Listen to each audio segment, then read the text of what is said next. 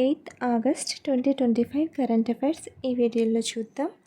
First one, unlocking A $200 billion opportunity electric vehicles in India అనే నివేదికను ఏ సంస్థ విడుదల చేసింది? ఆన్సర్ ఆప్షన్ సి, నీతి ఆయోగ్.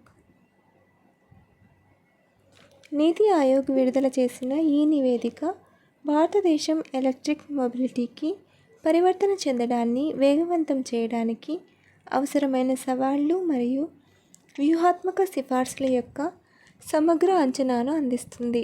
ఈ నివేదికతో పాటు India electric mobility index IEMI యొక్క మొదటి ఎడిషన్ను కూడా ప్రారంభించింది.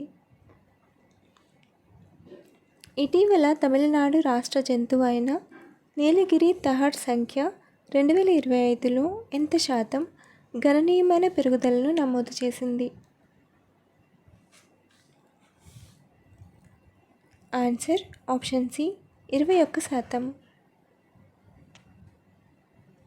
తమిళనాడు రాష్ట్ర జంతువు అయిన నీలగిరి తహర్ జనాభా 2025లో 21% పెరుగుదలను నమోదు చేసింది.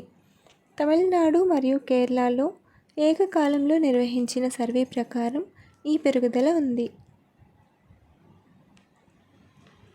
బాలికల ఉన్నత విద్యను ప్రోత్సహించడానికి ఏ రాష్ట్ర ప్రభుత్వం ముఖ్యమంత్రి నిజిత్ మోయినా 2.0 పథకాన్ని ప్రారంభించింది?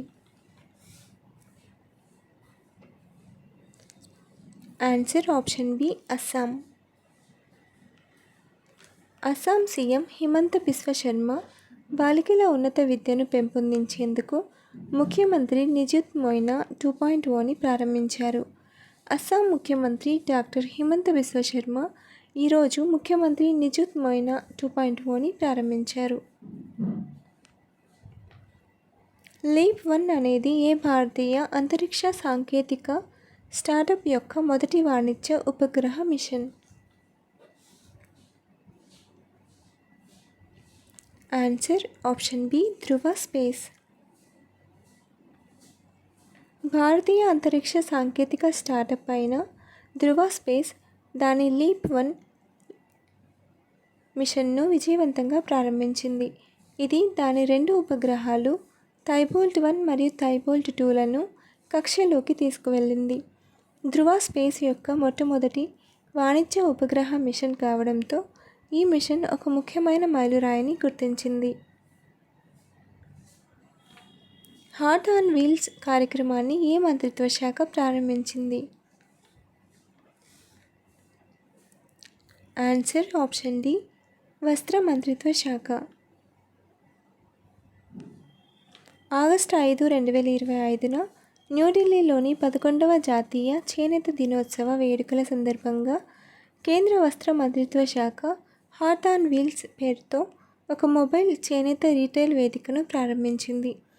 ఈ వేదిక పట్టణ ప్రాంతాల్లో ప్రామాణికమైన భారతీయ చేనేత ఉత్పత్తులను ప్రోత్సహించే లక్ష్యంతో పనిచేస్తుంది.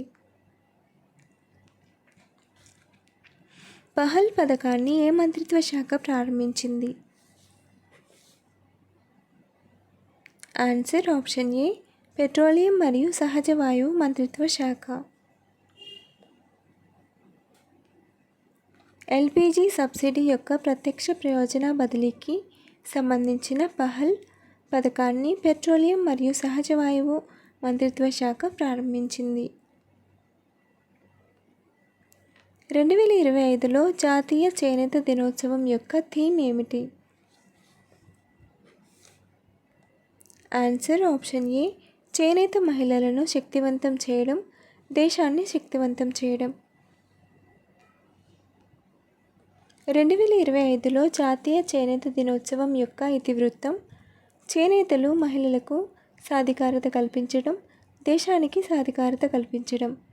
ఈ ఇతివృత్తం మహిళా సాధికారతలో చేనేత రంగం యొక్క ముఖ్యమైన పాత్రను హైలైట్ చేస్తుంది, ఎందుకంటే నేత కార్మికులు మరియు అనుబంధ కార్మికులలో ఎక్కువ మంది మహిళలే.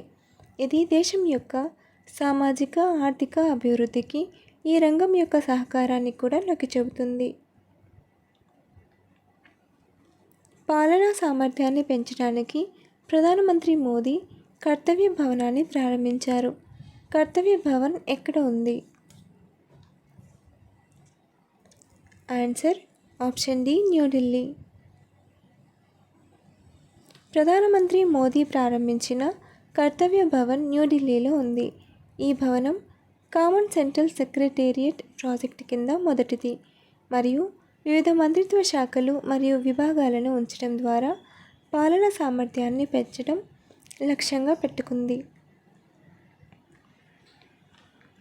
బాలల న్యాయ చట్టం కింద సంజ్ఞా భాషా నిపుణులను నియమించిన మొదటి రాష్ట్రం ఏది? Answer option B, Punjab. Juvenile justice చట్టం 2015 ప్రకారం సంజ్ఞా భాషా వ్యాఖ్యాతలు, అనువాదకులు మరియు ప్రత్యేక విద్యావేత్తలను అధికారికంగా ఎంపానల్ చేసిన భారతదేశంలో పంజాబ్ మొదటి రాష్ట్రంగా అవతరించింది. సామాజిక భద్రత, మహిళలు మరియు పిల్లల అభివృద్ధి మంత్రి డాక్టర్ బల్జిత్ కౌర్ ప్రకటించిన ఈ చొరవ ముఖ్యంగా వినికిడి మరియు ప్రసంగ లోపాలు ఉన్న పిల్లలకు అందుబాటులో మరియు సున్నితమైన న్యాయాన్ని నిర్ధారించడం లక్ష్యంగా పెట్టుకుంది. ఎంపానల్ చేయబడిన నిపుణులు కోర్టు విచారణలు మరియు ఇతర అధికారిక విషయాల సమయంలో పిల్లలకు మద్దతు ఇస్తారు, న్యాయమైన మరియు నిష్పాక్షిక ఫలితాలను ప్రోత్సహిస్తారు.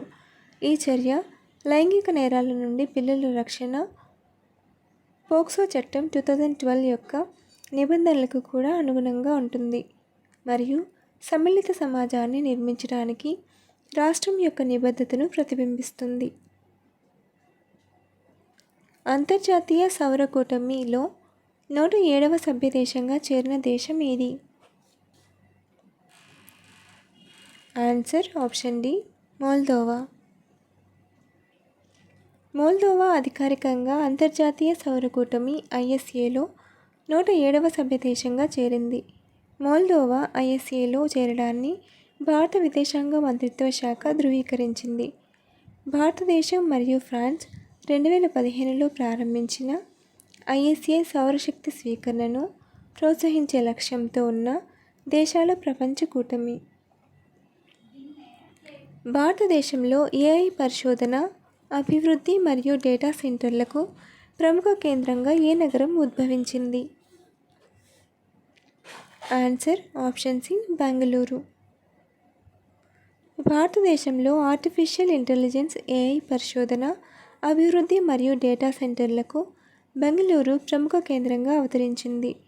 ముంబై వంటి ఇతర నగరాలు డేటా సెంటర్ సామర్థ్యంలో గణనీయంగా ఉన్నప్పటికీ బెంగళూరు దాని అభివృద్ధి చెందుతున్న సాంకేతిక పర్యావరణ వ్యవస్థకు విస్తృతంగా గుర్తింపు పొందింది. AI మరియు సంబంధిత రంగాలపై దాని బలమైన దృష్టి కూడా ఉంది.